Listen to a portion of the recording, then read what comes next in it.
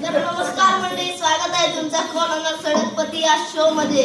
आज आपल्या सोबत खेळणार आहेत लवेल गावचे फेमस व्यक्ती रंगीला बाबा आणि त्यांचं नातू झाकण जुल्या. लव यू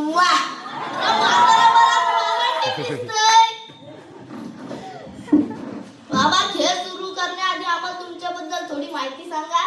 सत्तर मी खूप बिझी असतो, पण मी वेळ काढून लोकांना फुकटचे सल्ले देत बसतो. कोण जर पुढे जात असलं तर त्याला मांग ओढतो. मी जर एखादा पोरापोरींचं लफडं जर मला माहिती पडलं ते मी पूर्ण गावात पसरवून टाकतो.